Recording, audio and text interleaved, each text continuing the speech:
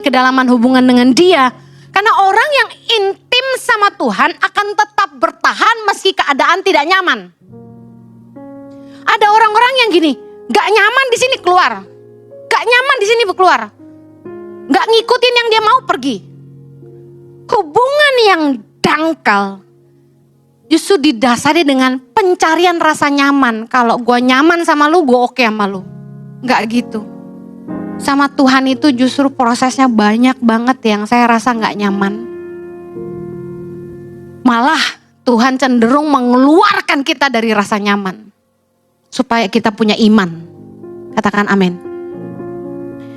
Orang-orang Kristen yang punya kedekatan dengan Tuhan akan tetap bertahan.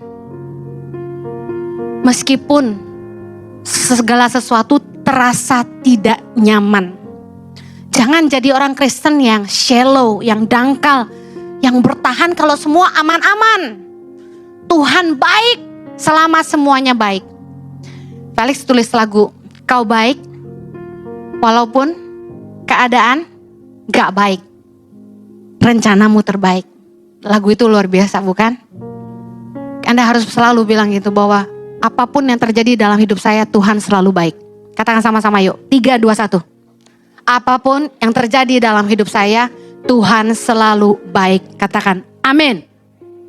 Matius 11. Yesus dan Yohanes Pembaptis. Ayat 2 dikatakan gini. Katakan sama-sama saya, di dalam penjara. Dari situ dulu. Di dalam penjara. Yohanes mendengar tentang pekerjaan Kristus. Lalu menyuruh murid-muridnya bertanya kepadanya. Engkaukah yang akan datang itu atau haruskah kami menantikan orang lain? Ayat 4 baca sama-sama. Yesus menjawab mereka. Pergilah dan katakanlah kepada Yohanes. Apa yang kamu dengar dan kamu lihat. Orang buta melihat. Orang lumpuh berjalan. Orang kusta menjadi tahir. Orang tuli mendengar. Orang mati dibangkitkan. Dan kepada orang miskin diberitakan kabar baik. Ayat 6 baca sama-sama yang keras. Dan berbahagialah orang yang tidak menjadi kecewa dan menolak aku. Saya mau tanya, penjara tempat yang nyaman dan aman atau tidak? Saya mau Anda membayangkan zaman sekarang Yohanes Pembaptis seperti apa? Yohanes Pembaptis versi netizen. Lu gampang ngomong gitu. Karena lu gak ngerasain yang gua rasain. Sound familiar? Ini bayangin. Yohanes Pembaptis di penjara. Katakan di penjara. Nyaman gak? Gak nyaman. Tapi Yesus bilang ini, berbahagialah orang yang tidak menjadi kecewa dan menolak aku. Netizen akan bilang gini, lu gampang ngomong gitu, lu gak ngerasain yang gua rasain. Saya udah sering digituin. Lu sih enak di luar, lah gua yang di penjara. Lu bisa ngomong gitu karena lu yang di luar, coba lu gantian di penjara.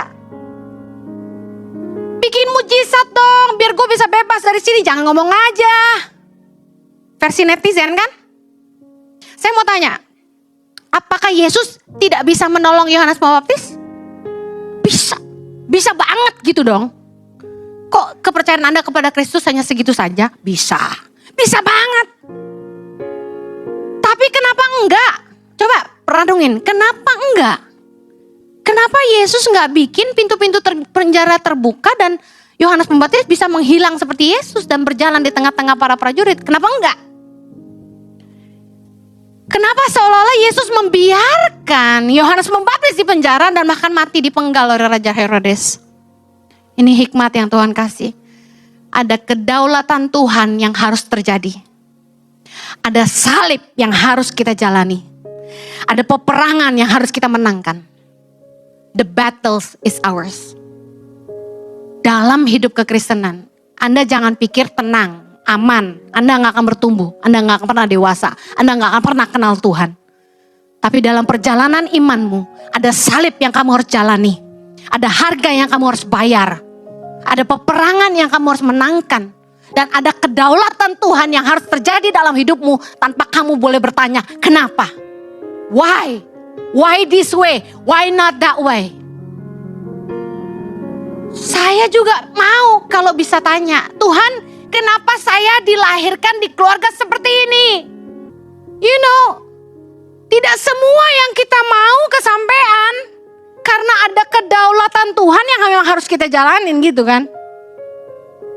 Saya mau kasih tahu, kita semua punya medan peperangan kita masing-masing. Jangan menyerah, tetap setia.